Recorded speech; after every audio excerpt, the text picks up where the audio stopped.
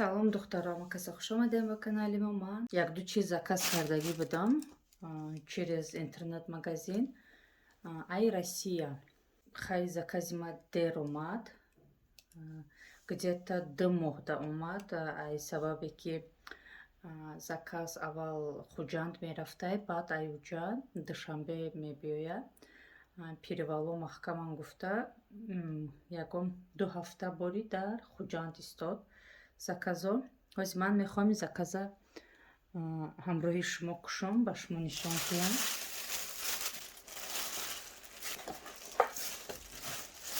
ман хеле набор заказ кардагӣ будам барои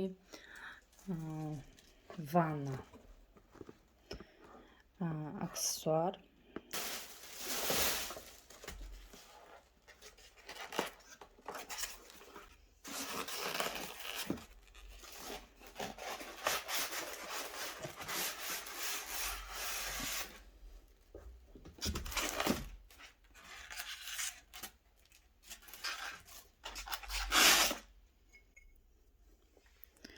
Собун монакаш,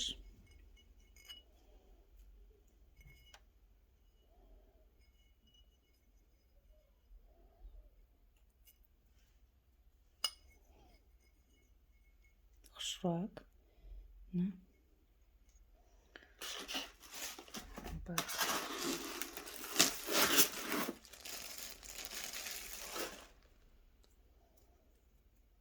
барои жидкое мыло,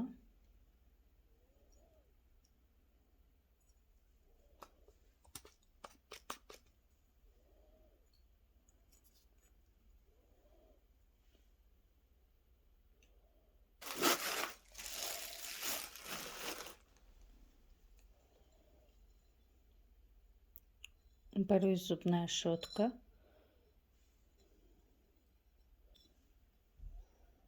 дальше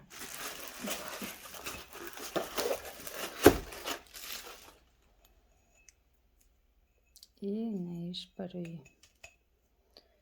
паста и дигар чизо. Размершам хай нормальненький. И буд якум закази мо.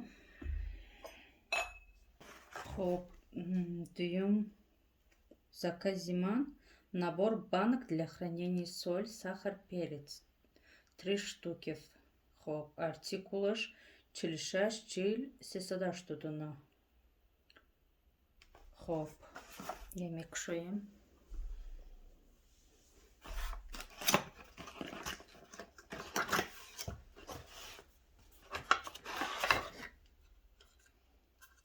Подставкаш, крышкаш, баночкаш,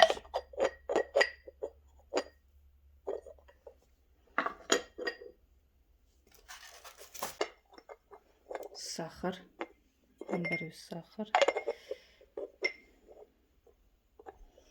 сеюм банкачаш барои перец.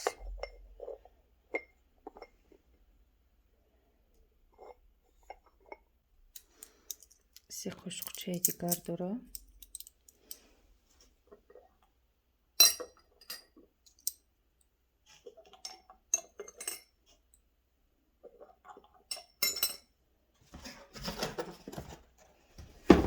И дуюм закази мо.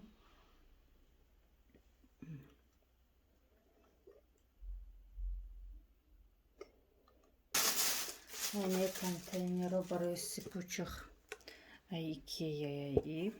Хоб размераш 1,3 литр. хеле мехостам ин контейнера дошта бошам. Има 6 заказ кардам.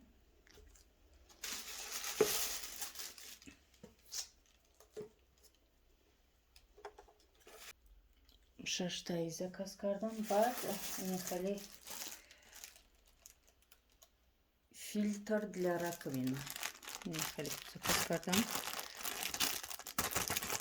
Дорай ман хеле фильтрча, но сеткаш камтар калонай мегзарад. И бо хеле чиай силиконовый бояд ки хушрӯчаспа и чизои мусора бояд ки нагзаронем. Сыра резка гирифтам. Роликовая сыра резка гирифтам. Мен фикр кардам калоне, но немайда яй. Хайоли месанҷем шо чӣ хелай. И охирон закази ман ин хали плед буд. Хоб, артикулаш 73 39 219. Агар каси даки дар кор бошад метавона ҳами заказ кунад. Плед холодное сердце 1,5 спалка, 1,5 спалкай, размер 145 ба 210. Хоб, хай артикулша гуфтам. Состав полиэстер 100%, дата изготовления хай дахмоги 21 буде, срок службы 10 лет. Мекшоем узид мебинем. Зорушинам хали.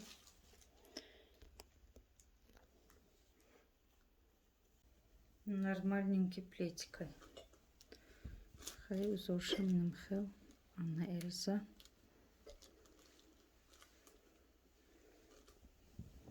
Ам хали будан заказои ма духтаро. Ма ҳоли бо заказ кардагим. Бояд ки ам як рӯзада бо расавай заказомам через интернет магазин. Борои Россияю, борои Турцияю вай. Хай духтаро, ҳамин будан заказои ман. Ам хали пледик. Контейнер 6, бад сыра резка, фильтр барои раковина, соль, сахар, перец барои ҳамно и не аксессуар барои ванна.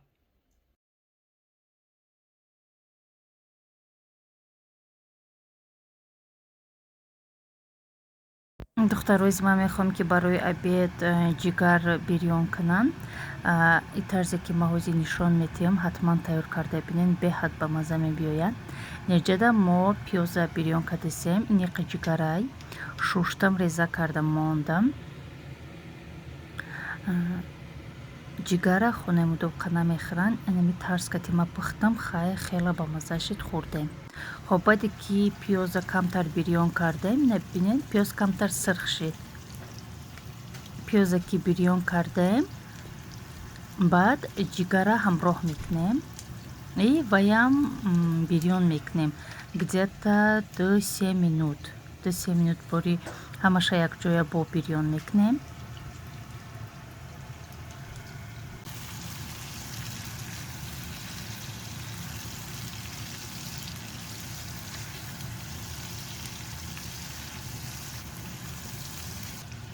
Баъд намак мепошем, намак ба вкусу. Бо мефуратон ки ягон хел специя ҳамроҳ кунем, марҳамат ҳамроҳ кунем, но ман фақат ҳамин намака ҳамроҳ кардам тамом. Омехта мекунем, ин хел бирён мешавад.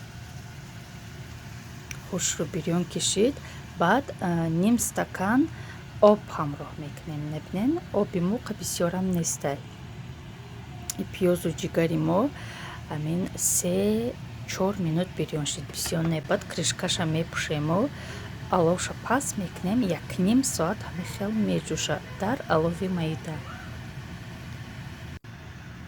Инай байн 1,5 соат гузашт духтаро. 1,5 соатам не, 1 соату 20 минут, оли 10 минути дига дорем. Шавҳарам омадан, гӯшнаян, гуфтанд ки мада овқот бикаш. И ман акозиам хали камтар овдора кшидагиай мекашам. Агар бои 10 минути дига беста, бо полностью овош испариться мешава. Ман ҳамин хел мекашам, мехелам ба мазае нонкати мехӯрам. Ина духтаро бинен чӣ хел ҷигари бомаза. Шумо метавонед ки гӯштам ҳамин тарз кати бирён кунед, хела бомаза мулоим мебиёяд. Раҳмат духтаро ки имрӯза видеоя то охирша тамошо кардед и ҳамроҳи ма будед. То видеоҳои оянда. Худоҳофиз.